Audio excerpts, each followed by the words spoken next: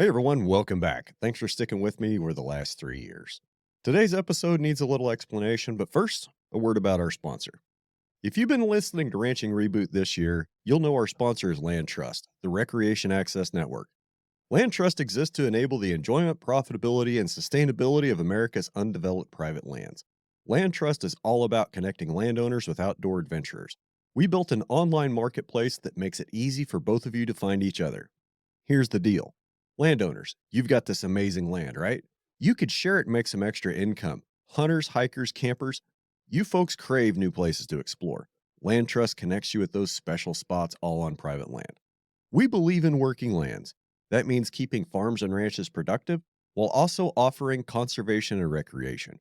It's a win win for everyone. Rural areas stay beautiful, landowners make money, and outdoor enthusiasts get their fix of nature. But wait, there's more. Land trust isn't just about transactions, we're building a community. Landowners share their land and experiences while outdoor enthusiasts explore with respect. It's a chance to connect and learn from each other. Neighbors who partner with us see benefits for their whole town. More visitors means more money circulating, which is good for everyone. Here at Land Trust, trust is our middle name. We use a simple platform with clear rules. No hidden fees, no fine print.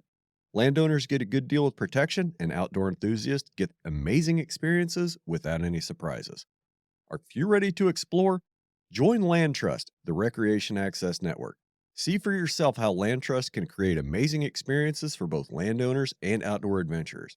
Check out www.landtrust.com/reboot or just click the link in the show notes.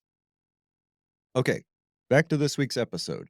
I had some technical issues with the episode I wanted to use this week, so my good friend Bob Kinford stepped up for a Plan B recording, and in my typical fashion, it's last minute and sort of experimental. We got cut a little short on our episode, so we'll take that as an opportunity to do something different. Bob and I have a follow up scheduled literally tomorrow from release day, and here's what we're going to do. So I'm using a different recording approach. Instead of using Zoom, I'm using an app called SquadCast. It's a little bit more geared for podcasters. Makes my life in post production a little easier. And the best part is, fans can join using a special link into what's called Backstage. You can watch and listen live. You can ask questions in the chat. And this is really cool. I can even bring someone from backstage to the main stage and bring them into the podcast and let them participate. So we're going to try that out. Okay, the details of how you can join in. The link to join the backstage is going to be on my Discord server, so you got to be part of the Discord crew to join in. So come over to the Discord, find the link for the Squadcast recording in the events section, and come hang out. And final note, this episode does end kind of abruptly. Bob had some computer issues. His wife got home when he came home when he was sorting those out, and he couldn't continue. So we're going to release the conversation we already had and hope some of y'all will join us for the follow-up. All right, that's it. Let's go. Counting down and everything. Yeah, that's new. So, hi Bob. Here with Bob Kinford, and we're trying Squadcast instead of Zoom. Hopefully this works, and maybe some of the guys from our Discord server are going to join us and ask questions and harass and heckle, I suppose. How are you today, Bob? I never check. It's gonna change. I've been going through the winter. I've only had one little job through the winter, feeding cows 3 times a week, and I mean, there's nothing for them to eat on that place. I mean, it's 18,000 acres, and it won't feed 60 cows. Wow. I mean, you Okay, talk about dry. We are dry.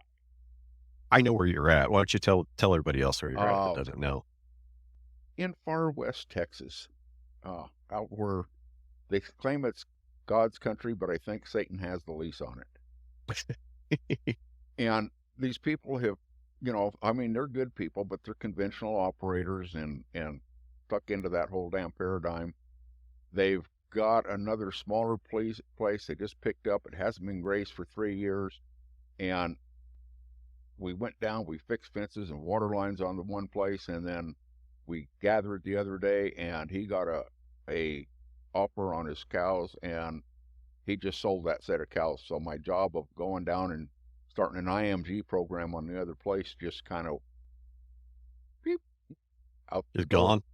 But the thing is that place hasn't been grazed in 3 years. If they don't graze it, and if they don't get it grazed this year, they are going to lose half the grass. Okay.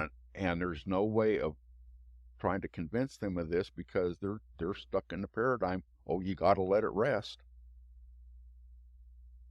Okay. Can you keep going? Tell me why that's wrong. Tell me Well, why you think it's wrong.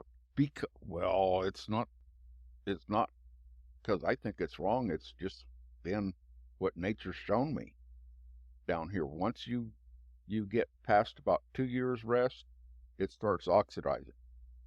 And this is already, it's got a year's worth of oxidization on there. They've got a little bit of grass from last year where they did get a little bit of rain over there that's still fairly healthy, but it's showing signs of oxidization. And if it goes one more year, the grass just isn't going to grow. All that grass is just going to be dead. And since the sunlight can't get to the ground, even if it does get enough rain to get wet, there's not going to be enough, the grass isn't going to have enough energy to push up through there from seedlings. Yeah, right. I mean, okay, so that's a problem I would probably solve with fire, but I don't think that people in your part of the world like that. No, well, all the neighboring places see this. I mean, most of them, a fire's going to have to pack its own fuel to spread. And this has got enough oxidized grass on it that it would burn pretty hot. But the thing is burning, that's one of those paradigms that is really, it looks simple, but it's a Rubik's Cube. I kind of tell people that they're making a Rubik's Cube out of the obvious, but on the case of this burning, if you get it too hot, you're going to just bake the ground and it's going to harden it up even more than it is. And a lot of this ground down here, I have actually seen water start to run on a little shower of 8/100ths of an inch. Okay. So what's going to happen when you bake that ground even harder? I mean, I'm not. What you're saying is perfectly valid, and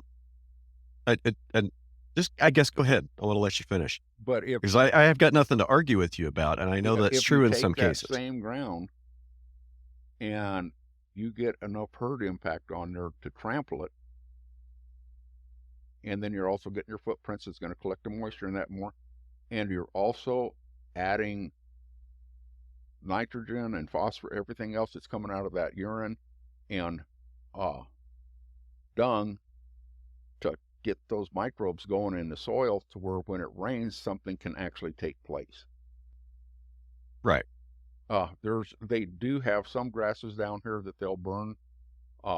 Some people will burn the tabosa or the giant saccatone. And that giant saccatone, it'll grow up like 8 foot tall, great big bunches. But when you burn it, when it does green up, everything in between it is just charred. It's just dead earth. If you take and dump a bunch of cattle in there and graze it out in the middle of the winter, when people say they won't graze it, but once you put the cattle in there, most cattle will go ahead and eat that. The following spring, when it greens up, you're not just getting that giant saccatone to green up, you're getting all sorts of forbs and different grasses in between all of the bunches. And it makes, it makes great quail habitat, turkey habitat, but we're destroying that habitat because we're caught in that paradigm. Well, we burn it and then it comes back better.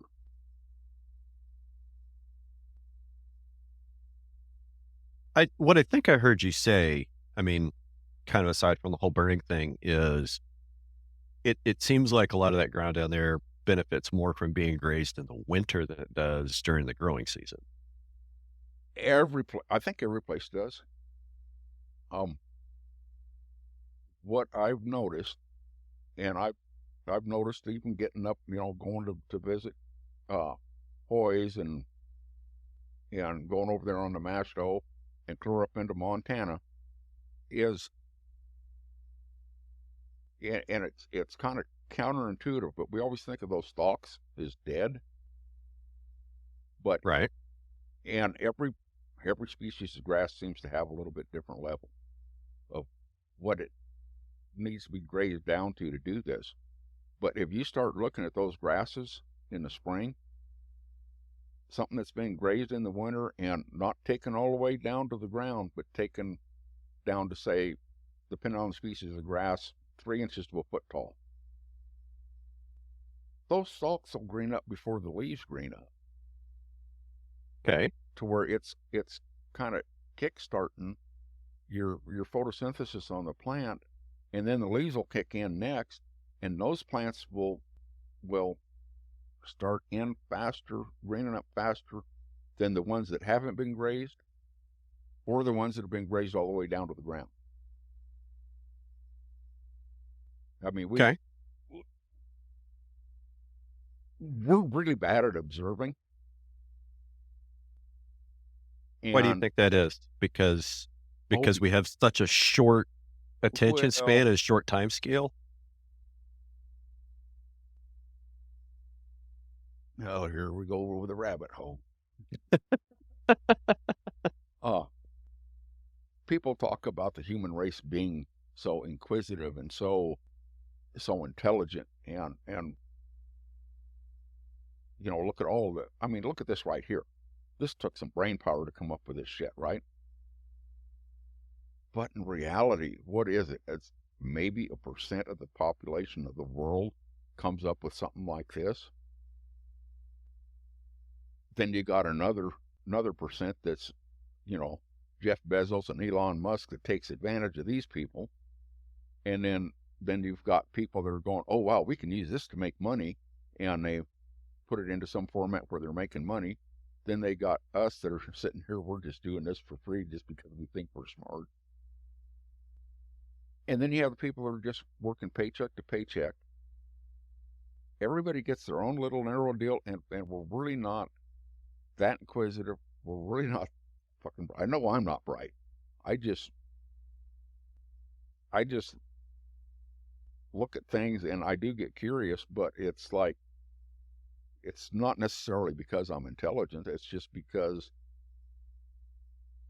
I just want to know things. But I just want to know a range of things. What makes this grass grow? How can I make my cows go better? How can I make my horse friendlier and do more for me? It's all, every bit of it basically burns down to being self-serving and ego. You look at how many people, you look at the tribes that are still around, that people are still living off the land. Yeah. So if we were, as a species, so inquisitive, so stinking intelligent, we wouldn't have the diversity of having, Jeff Bezos, Elon Musk over here, and then having some guy down here that's going out and scrounging around in the rainforest for bugs to cook up on a banana leaf. It's a very strange world we live in. Like, there's some really dramatic contrast if you zoom all the way out. But we we've need got equality. We've got it pretty good in this country. And yeah, Elon, love what the guy's doing with SpaceX, trying to go to Mars. Like, that's one of the things that I can really nerd out on is what he's building down there, on the other side of Texas from you, and what he's trying to do. But why? Why? Why does he want to go to Mars? No. Why do we get interested in that when we don't even know how the hell this planet works? But we're going to go to Mars. We got it screwed up here, so we're going to go start over on Mars, where it's even worse conditions than what we have here. We get in our little box, and then we change our box from this box to this box. Okay, I get your point. Like, why go to Mars? We've got a perfectly good planet here. We've screwed this one up. Can we fix it? I hope so. I hope so for our children's children's children. Well, yeah. But here's the important part. I think that I believe Elon when he says human life must become interplanetary if we want to survive, because asteroids wiped out the dinosaurs. Like, that could happen to us. We could kill ourselves with nuclear war, which could happen tomorrow. Don't I look think up. I think historians are going to look back and say that World War III started somewhere like in between 2019 and 2021. But there's all kinds of things, and I think that just having a stable population on another planet, I think that's a worthwhile pursuit. I think it's worthwhile. I really do. But I really question how he's going to get it pulled off. I mean, the amount of mass that has to be transported from Earth to Mars to support a colony, like the amount of mass, just the stuff that they've got to take with them boggles the mind. Like, we're talking thousands of rocket launches that they've launched 3 times, right? Thousands of launches just to send the crap before we start sending people. Hell, And we're gonna kill the climate just on rocket launches going to Mars. probably.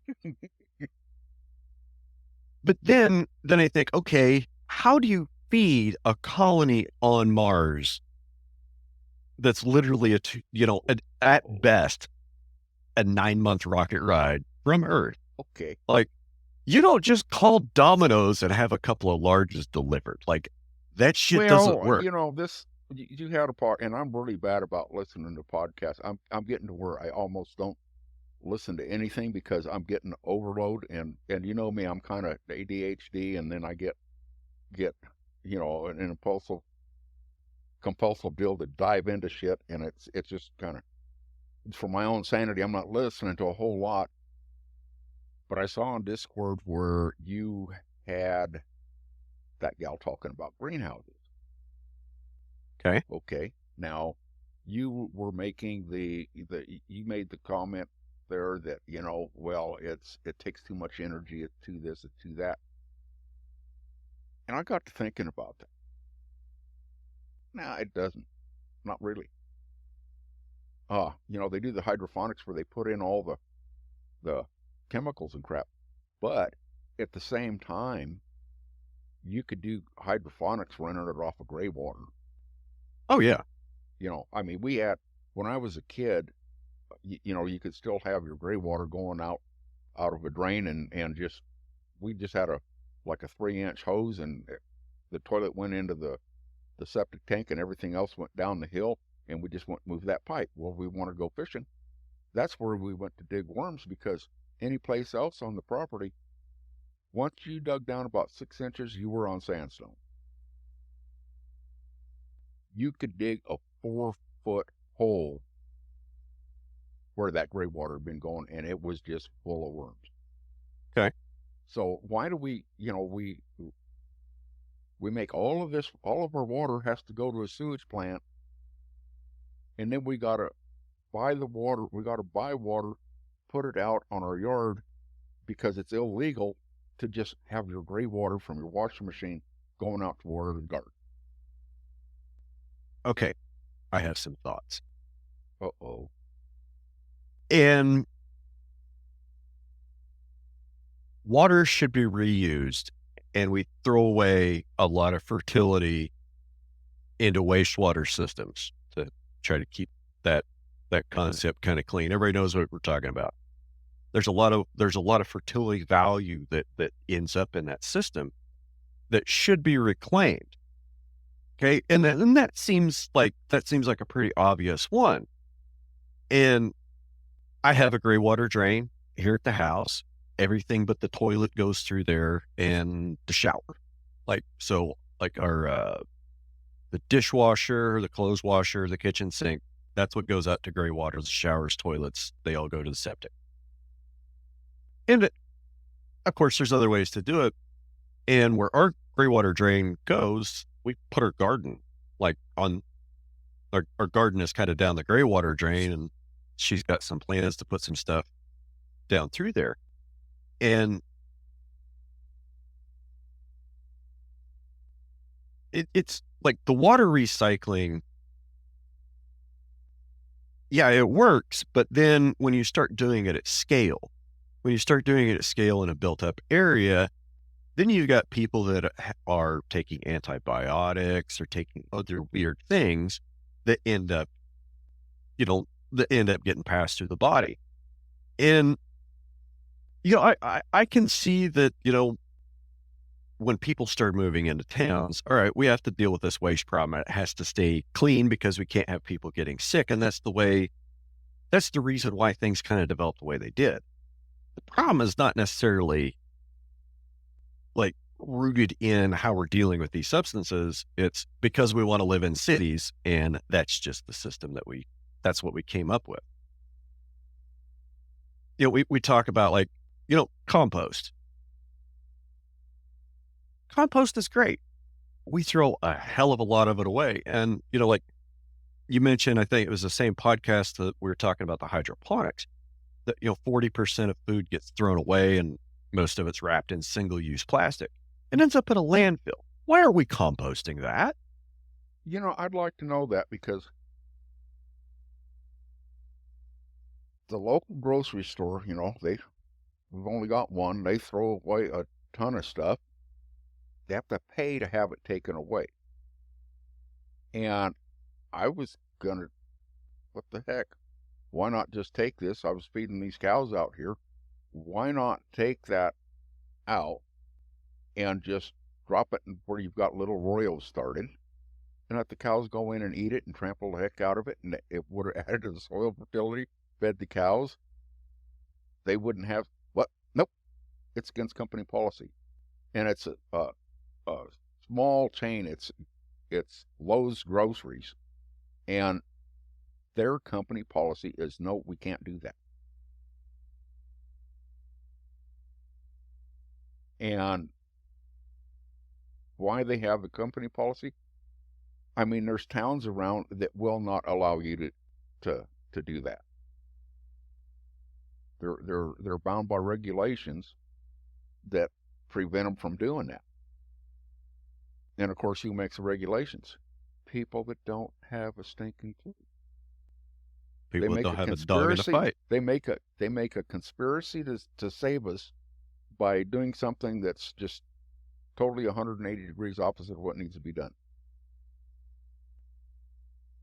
Well, that's what politics is. Yeah. So back to hydroponics, and I think that was the Allie Cox episode. And my whole point with the energy thing is, okay, instead of growing plants outside in soil, we want to bring them into a building, and we're going to grow them in a liquid solution, a liquid nutrient solution that's circulated through. We got to have something to hold the plant so it can grow and the roots can go down into this solution. Yeah. Well, easy way, like the best material to build those things out of is going to be plastic. Plastics take oil. We got to have a pump to circulate the water or the fluid. Okay. That takes energy to drive the pump.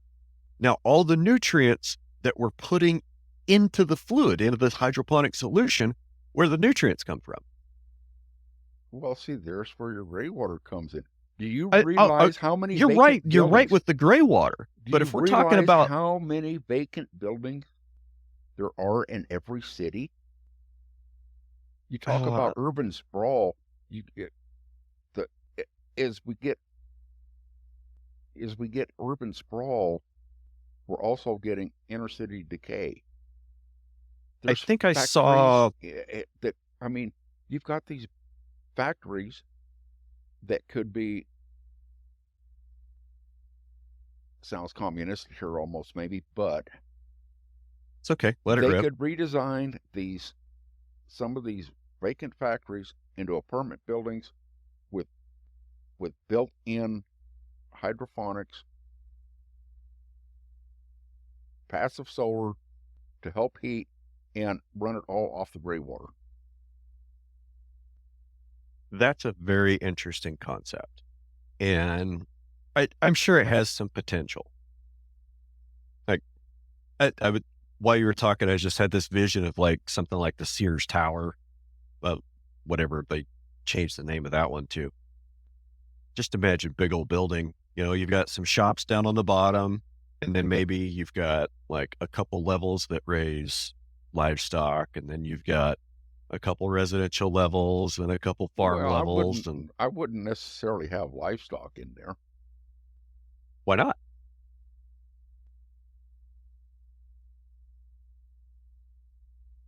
Well, you and I probably wouldn't mind having the livestock, but most people wouldn't be able to handle that.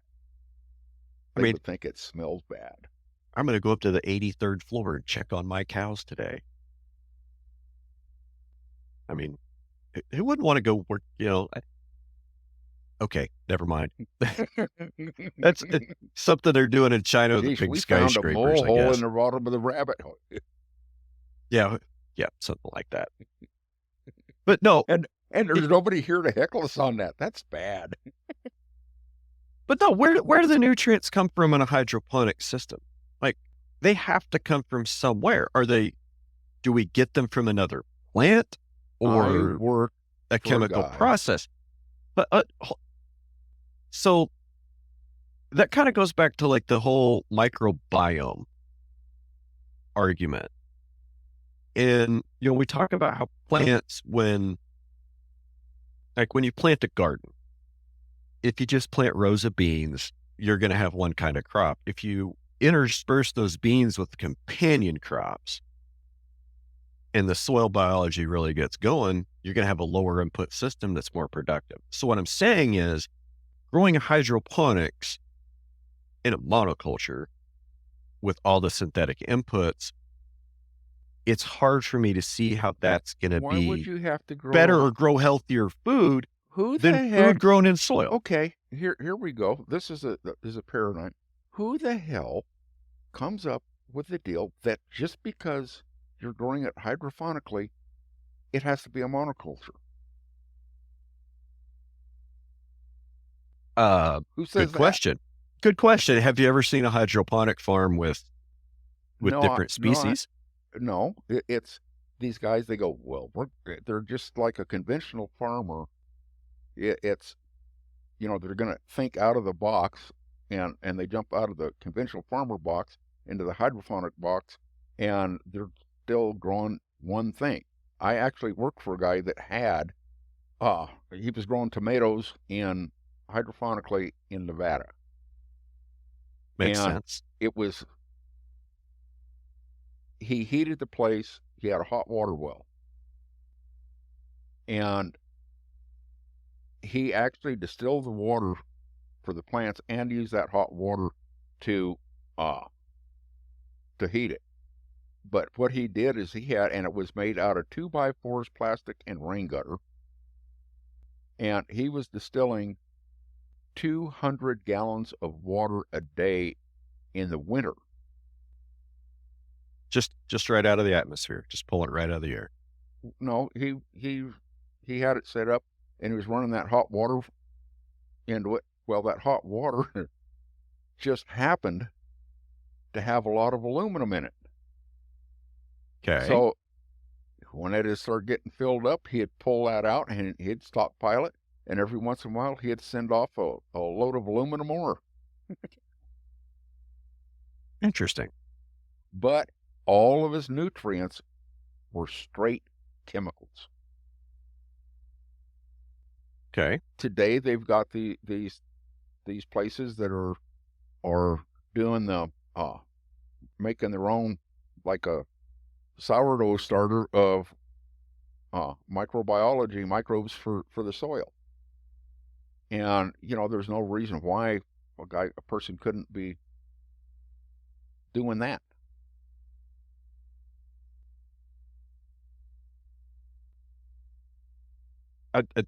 just sitting here thinking about, I mean, there's just a sitting here lot of thinking about different, that. there's a lot of different angles.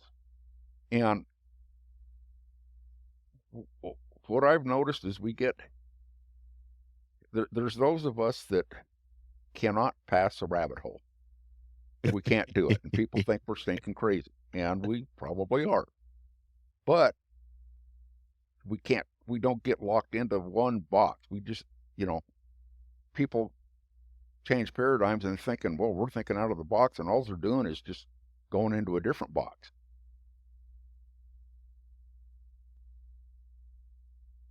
And not being constrained by a box, I think is. Yeah.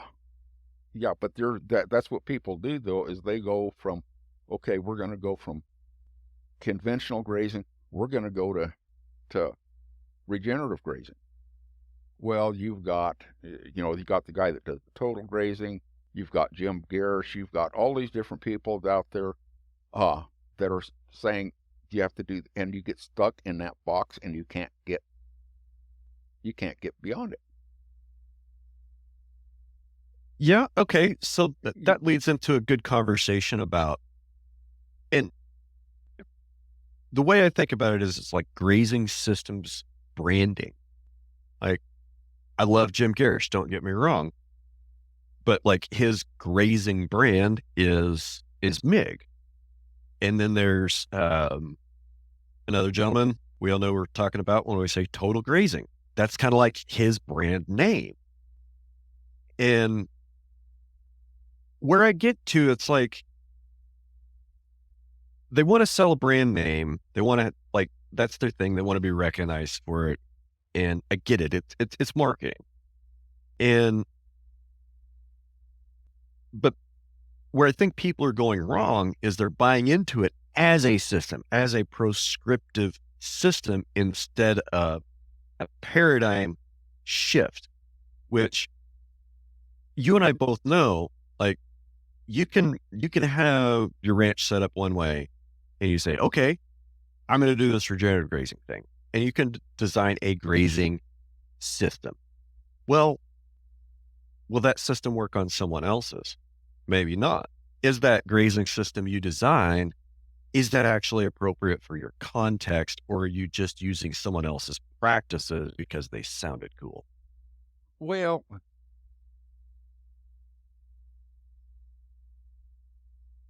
I personally don't like the recreational fence. That's okay. You don't have to. You can't walk enough to do it anyway. You've got a point there. I spent 12 hours walking around the other day and it about killed me. Luckily, I got on my horse the next day and I was able to get limbered up. But no, seriously, it all goes down to your timing of your graze. And it also makes a difference on how much of the plant that the cattle eat. And something that a lot of people miss out on. I just stumbled on it total by accident, just because the guy I was working under, we had all these pivots, and all the pivots are in Bermuda, and we had the same numbers for the same class of cattle. Okay, we go in there, and my cattle, after 4 or 5 days, all those calves were grazing right together, grazing just as tight as could be. They would stay in there 3 to 5 days longer than his calves were. And he was doing the Jim Garrish deal, daily moves, and his were eating it down within an inch of the ground.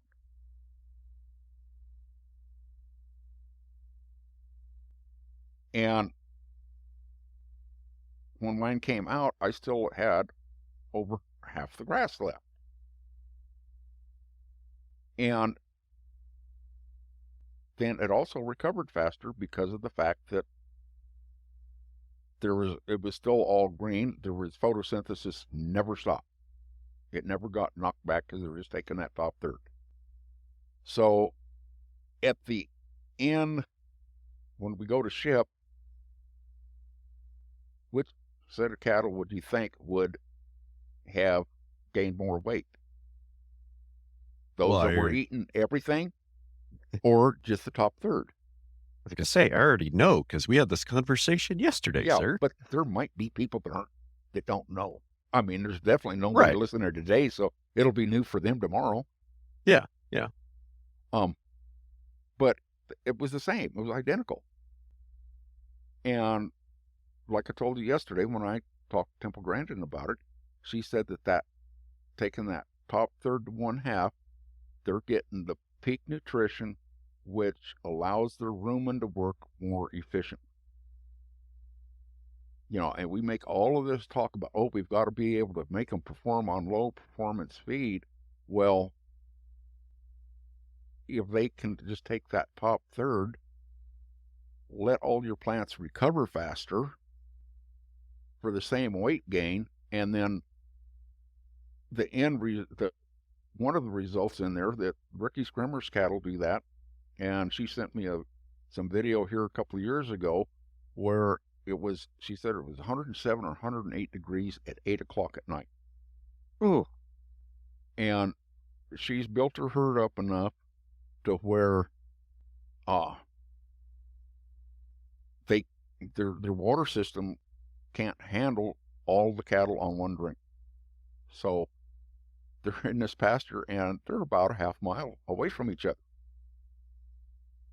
And the one is up on a hill and the other one's down lower on the side of a hill, right next to a draw that's full of cottonwood trees. All the Okay. cattle at triple-digit weather are laying down ruminating in the sun. When the top group started to graze out, the other group picked up and went with them. So we're wanting to have cattle that are resistant to heat, that do good on low quality forage, because we have to eat more of the plant to harvest more for efficiency, and we're looking at it the wrong way. We need to look at the best way to feed those microbes in that cow's gut to do the best for the cow without overheating the cow.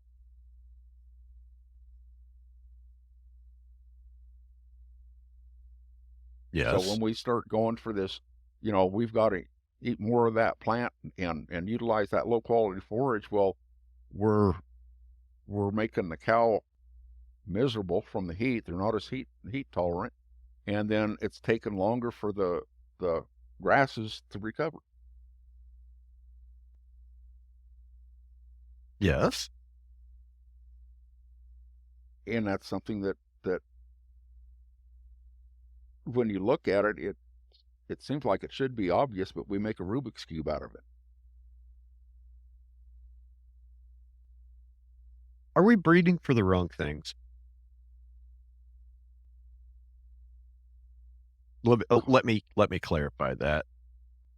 Are we breeding our cattle for the wrong things?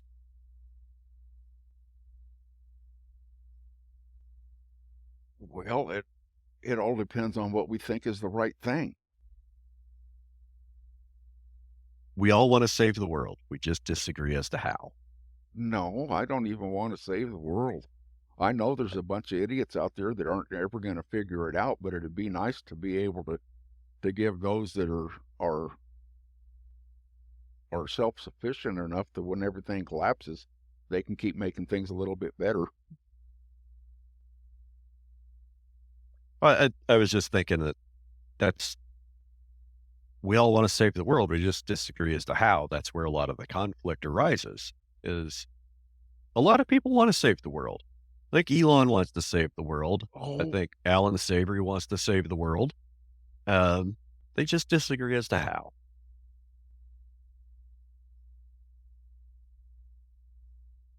I don't even know if we don't want to save the world. The world's going to be here with us, whether we're here or not. There's no saving the world. It's saving humanity and everybody that's all I think it's a big ego trip to be caught up in there in the world trying to save humanity or save the world. And we get so caught up in that ego trip that what I've noticed.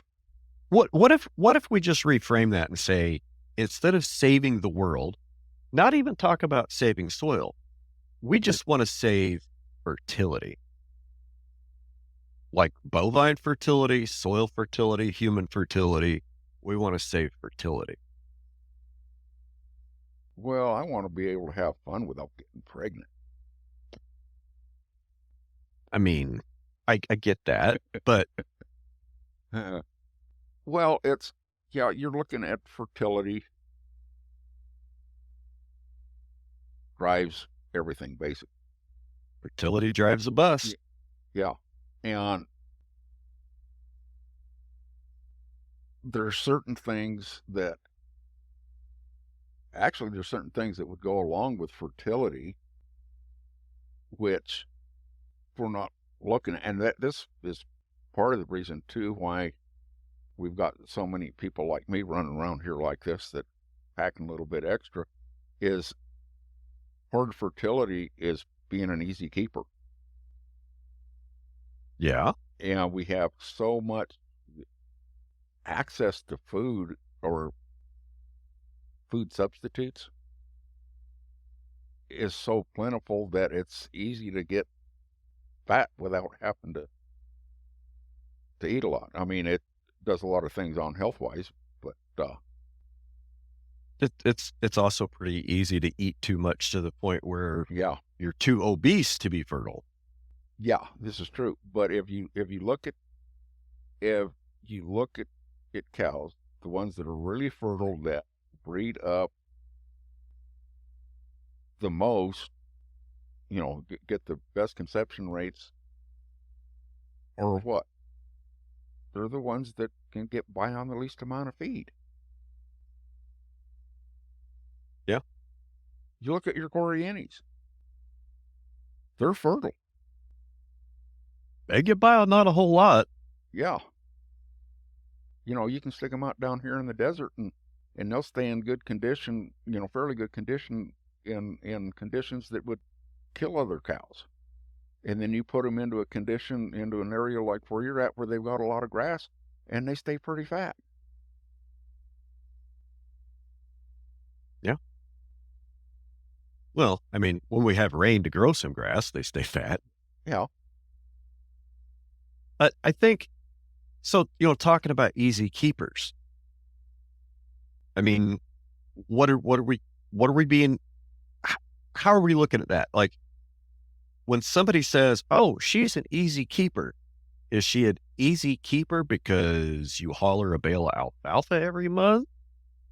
Is she an easy keeper because she gets 4 pounds of cake every day? Or is she an easy keeper because she lived in the pasture last year for 363 days and you never saw her at the feed wagon? That all depends on the reality of your own personal box. Okay.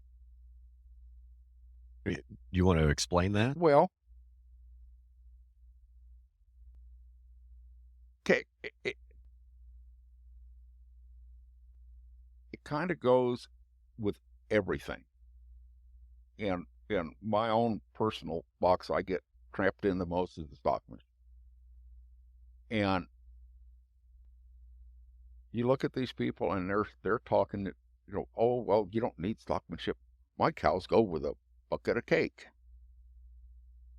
I've got some friends here that the old gal, she got older and she's older than me. She doesn't get around good. And her husband, when he was alive, they started just caking everything, going out all of their cows. And I mean, they've got them out here on big desert pastures of thousands of acres. And they drive around with their trailer and they got a bag of cake and they want a couple calves and they go out there and they put some cake in the truck and then they go. It works good. It worked great. And people are thinking, oh, this works really good. But you're not doing that animal any favors. You're a drug less, dealer. yeah. At And that point, you're a drug this dealer. gal's son is starting to get concerned because, he was in the Marines. He got out of the Marines and he's helping his mom. And, oh, yeah, this worked good. This worked good. Because that's, when he was a kid, they did things horseback and that, and then went in the Marines and they completely changed over and he's thinking this is good. And when I'm receiving cattle, he's come down there and helped me out a little bit. And he says, I'm starting to get worried about Mom going out there by herself because, these cows are plumb gentle and they don't mean to hurt you, but they get to start, you go out there with that bag of cake and they do not have any boundaries. They shove you over. And then he's, because I'm old and decrepit and I'm out there loading these cows on foot, and he'll show up a time or two and he's helping me load, and he's seeing the difference in his cows. And some of the cows that get in, they see somebody horseback once or twice a year, they get yeehawed, and they're hunting you. I actually get on the outside of the pen to work them out. Others are just kind of wild, crazy, bouncing off the walls. And those cows go out the alley and they go down on the truck faster than his. I mean, they don't know what they're supposed to do. And, they get into me and I'll work them a little bit and I'll get them to go over. But you get somebody, they get down to the sale barn and they got somebody in back of them with a horse. They're going to be slapping them with the reins and running into them with the horse and everything else to get them to go. They're not doing those animals any favor. Nope. And then there's the whole other end of that equation that nobody looks at, is the difference in how they eat, what they eat, that whole thing, because we don't observe well. Two, and this was on that webinar this week, I'm going to bringing this up, is we really don't observe, then we don't remember what we observe.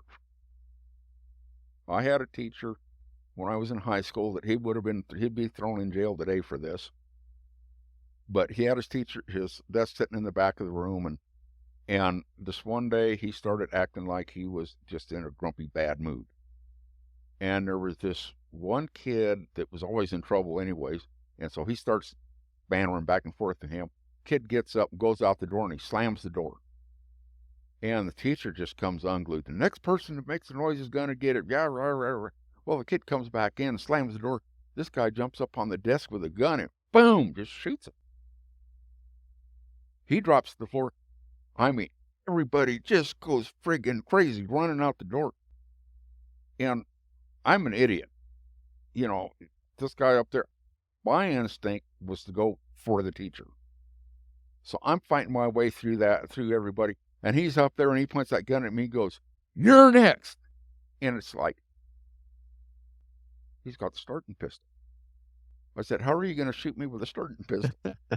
In the middle of all this, my mind my mind speeds up where everything's in slow motion. He brings everybody back into the room. He sets us down, 35 kids in there, sets us down, has everybody write down what happened. Okay, and he collects the papers. And the class is over. The next day, we come in. He wants everybody to write down what happened the day before.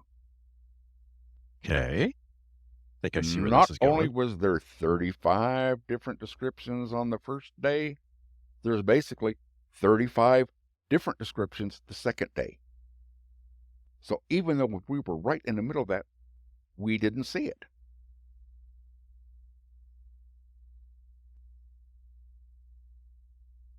And then we come to the point that we don't know what we're doing when we're doing it. And I mean, it's something that we all do. And I had a guy that wanted me riding a horse for him, and he worked in a feed store, but he also trained on the side, and he actually had clients that were getting into the top 10 of the Arabian Nationals on the trail class, and he had this horse that was bucking them off. Well, it's bucking the guy off that he had him started for 90 days and the horse was still bucking. So he has me riding. I'm riding it at his house, and he comes in for lunch and he's watching me for a second. He goes, "How did you get that horse to two-tracking so fast?" I didn't even know what two-tracking was at that point. It was just something that I picked up doing on broncs on my own, and I didn't, I was just doing it. So he didn't believe me that I didn't know what it was, and I said, "Oh, you mean like this?" And I turned the horse where, you've got the horse not really side passing, it's moving forward but drifting off to the side, and it's making two sets of tracks. And Okay. I said, "Like that?" And he goes, "Yeah, how do you do that?" I didn't have a clue. I don't know how I did it. I just Yeah, did it. I said, "I just do it." And he says, "Well, I want you to keep messing around with that." And he says, "When I come out after I have my lunch, I want you to tell me how you do it." And to this day, I can't figure out what I'm doing with my hands. I mean, my fingers are just giving and taking so much that it's almost like, playing dueling banjos or something. But that gave me a clue that, yeah, sometimes I feel like I don't know what I'm doing. It's because I don't know what I'm doing. I'm just doing it. And all of us get into that. We observe something that we think we see somebody else do, that we're going to do that, and then we go and we do it, and oh, that doesn't work. And it's because, one, we didn't observe it in the first place, to where we really understood it. And the second one was, we're not really doing what we think we're doing. I had a guy that was giving riding lessons to that he literally was laying back like a bareback rider. And I kept trying to get him to sit up straight. I am sitting up straight. So I had a gal there with a video camera one day, and we're going a circle around this gal. And I'm telling him, "Sit up straight. I am. Sit up straight. I am. Then we took him down. We looked to see that video and goes, "I'm actually laying down, aren't I?" But we all do it. Okay. And I guess what you're saying there, and what I'm hearing and understanding is our own perceptions of what we're doing are often flawed. Our own memories are often flawed. And sometimes it takes an external observer to show us, like, no, you need to Exactly. sit up on the horse because your ass is laying down. Doesn't matter what you Yeah. think. Here's the reality of what was actually going on. Well, And yeah. and it's difficult for somebody like, I'm sure I've been in that position where, you're yelling at me, "Sit up." And I'm thinking, I am. And I'm, leaned all the way back. That's just what I think that I'm doing. And my brain is just so wrapped up, I can't see what's actually going on. Well, yeah. Our ego will not allow us to realize that we don't know what we're doing.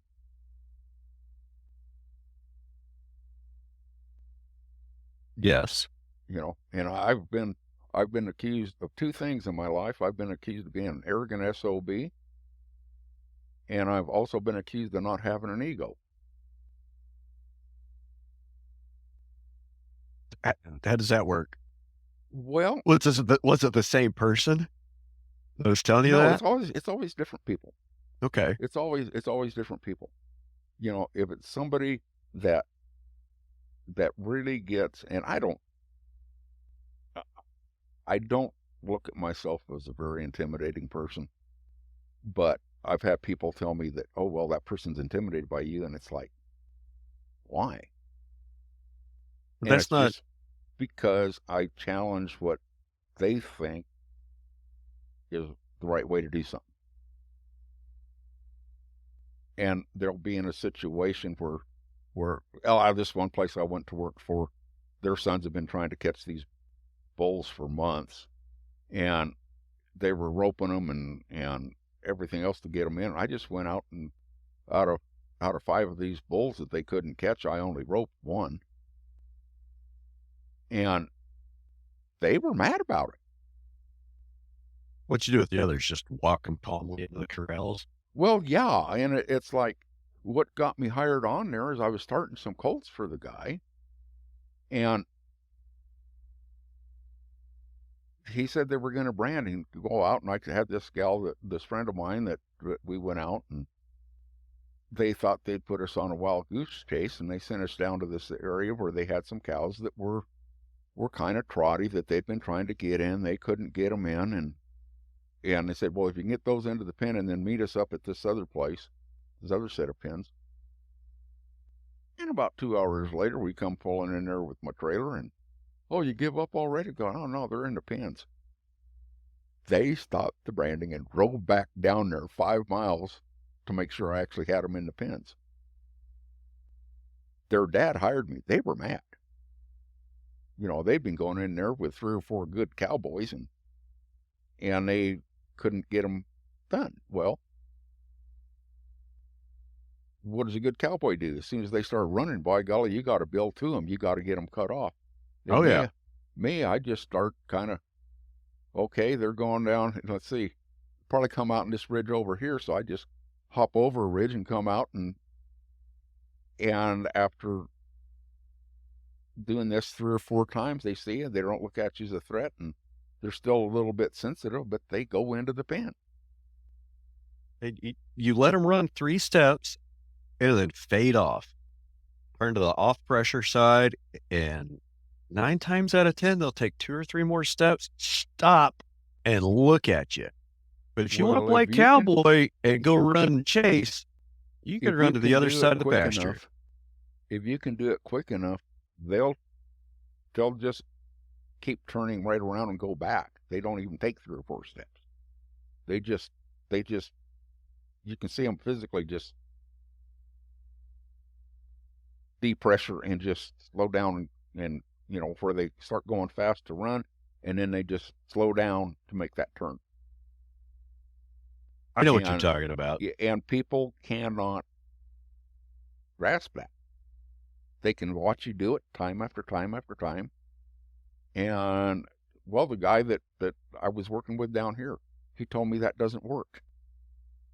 And the reason he kept saying it wouldn't work is because I'd have something that we're going to the gate, and I'd fade off, and it'd go out the gate, and he'd be having a problem with it, so he's gonna help me. Well, instead of being on my outside hip, I'm fading off, and that guy's passing me up to go to the head, and he's just shoving it around, and he could never grasp back that the reason that fade that I made didn't work was because he was pushing the cow around me. Could not convince him of it. But he's actually the one that is one that encouraged me to start teaching stockmanship. I was sitting here, I kind of had like a little mental picture playing of what you were talking about. It's difficult to explain. And I ran into this with my dad several years ago when we were trying to, you know, I was in a side-by-side. He was on a 4-wheeler, and we had a couple of people on horses, and we were trying to move a group of about 120 around a fairly small pasture. And he did this thing twice that made the whole, from all the way in the back, that made the whole front of the herd turn to the left. And he did it twice. And I went and I stopped him. We went off to the side. I said, what you're doing is almost right. But when you go just a little bit farther and you make that left-hand turn back into the herd, the front end is getting that pressure and they're turning left away from you. When you come out here and you're doing this maneuver, instead of turning left into the herd, drive 1 more second and then turn right and see what happens. So the next time, like, we had him and we were like moving him like through that same trouble spot that we tried to get through 3 times already, instead of stripping down that backside and turning left into the herd to make his turnaround, he went just a little past and turned right. Cows at the front just ignored him. Cows at the back just ignored him. They just kept going straight. Exactly. But you can do that, and they blame it on the cows. And yep. Or they'll blame it on you. Yeah. That's usually what you get. You're just standing there not doing a goddamn thing. Is that what it was? Well, it was, I think, the second day of the school of record trimmers. And her and Justin were working these cattle. I mean, we're all sitting up on this little bluff and watching them, and they were stripping them. And as they stopped to turn, they were both riding colts. So what happened was they would turn and they take a step or two in closer to the cows, and they start getting that hip turn going. Well, as they did that, the ones that were ahead of them saw that motion and started to go around with it. And they worked at that for about 5 minutes, and they had everything going the wrong direction. Everything's unpaired, everything's balling. And they're thinking this is going to be the end of the day. And I just trotted down off, and I told them to get out of the way. And it took me 3 passes to turn everything around, have everything being quiet, and head in the right direction.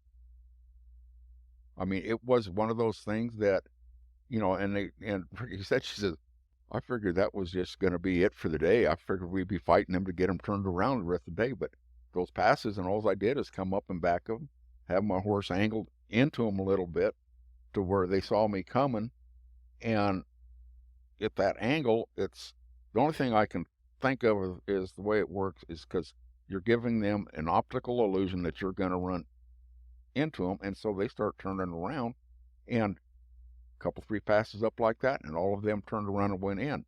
So if you're riding a green horse, or if you're on a 4-wheeler, obviously, instead of making that turn into the cow, you want to make turn away from. And people say, well, that gets your horse to not paying attention, but it's not. You're taking them off the cow, but then you're putting them right back on it. It's also a pressure release. Yeah. That's how to get things to move. You pressure them to get their attention, and then you release pressure to get them to move. Now, that pressure release, depending on how where in flight zone you release that pressure, makes that animal want to go one direction or another. Yeah. Continued pressure is continued stress, and without the release, the stress level just continues to build, and things get faster and faster and faster until you have a wreck. And if you use indirect pressure, you're just taking that stress level down even more. What do you mean by indirect pressure when you're talking about livestock? Okay, if you're wanting to go to a gate, and it goes right back to that saying that I cannot stand, is you got to get the eye. We're wanting to get the eye and get the pressure on that eye. Well, that's like hollering a cow. They don't. Hollering them does not make them pay attention to you, other than stress them out. You're trying to get that eye. In reality, unless you're in their blind spot, you have their eye. If you can see their head, they can see you. Yeah, exactly. Now, if you're going down and you're wanting a cow to go to the right and out the gate, and you start moving up to put pressure on that shoulder to push it over, and it starts speeding up to go around you, because that's the cow's natural instinct. Well, if you're getting up close to where you want to look at that gate, and you turn your horse to where you are moving away from the gate. Now, you can have your horse bent into the cow and kind of 2-track out like that. And that way your horse is paying right attention to that cow. If the cow does happen to turn back, you're already bent and it can turn around faster. But just having that horse move bent at that cow and moving away like that, that cow will start, okay, where can I go to get away from this pressure? And it looks at the gate and it goes out the stinking gate. I like how you say an optical illusion, but I don't think that's right. It's like, so when the cow's moving and you're out here, and then when you change to that 2-track and you're moving like this, you're moving. That tells the cow something different than when you're just paralleled. Yeah. Right. Well, when you're just paralleled on the hip. As soon as you turn in, if you keep the same direction and motion, that's going to make that animal want to turn away from you. Yeah. And the thing is if you've got a horse that you don't have any lateral movement on it, and you just turn that horse off to go off that way, they'll do it. But you got to pay attention to the positioning on it and not go too far off, because then they'll straighten back out. So when they'll go with you. Not necessarily. Yeah, they may try to straighten out or grow out, but if you hold that position, then you got them going. They'll keep going. If you start it like that and then you straighten back up, well, then they're going to speed up again. Put that pressure back on that head, they're going to speed up again. Yeah. And this is something, and this is stuff that Bud didn't teach, because he couldn't figure out. I mean, heck, people didn't get the basics. There'll be people going back 3, 4, 5 times to his schools and asking the same questions every time. So he assumed that was just too advanced to teach. And I thought about that for a long, long, long time.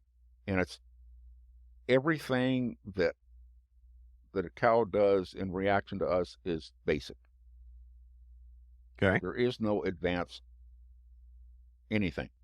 It's all basic, instinctive reaction to what you're doing. Okay. And you cannot, and a lot of that is determined by how much feel you have with that animal, that sixth sense or whatever you want to call it. And you cannot teach that by watching a video or listening to lectures or just sitting there watching somebody. You've got to actually, I mean, you spend a little bit of time with me, I'll show you something, and then I got to walk you through it before I ever turn you loose on it. Right. And that way you're actually getting that down a little bit, and hopefully you'll remember it enough to where when you go home to do it, that okay, that's not working. What am I doing wrong? And then you'll call me up and you get on the phone and video. What this dumb cow's doing? And then I can kind of walk you through it on the phone. But well, your problem was you stepped off with the right foot instead of the left foot. Yeah. Which, yeah, it comes down to that sometimes. Yeah, it turned. Well, there's one of the videos I've got on this presentation was in Australia, and we were pinning some cows or putting them up an alley, and the one gal moves the back, and I'm kind of calling her off, and then I get this gal in the front starts to put a little bit of pressure on the front, and where I wanted to cut them off, and I have this red cow that's coming really fast, and all I did is pick that horse up to go like that. And I mean, that cow just stopped dead in her tracks. You just made the horse pick her neck. Just the horse's head going boom, like that. It's so fast that you can't even hardly see it. And if somebody's just there watching it, they don't really have a clue to why that cow stopped. Uh-oh. Bob may have cut out on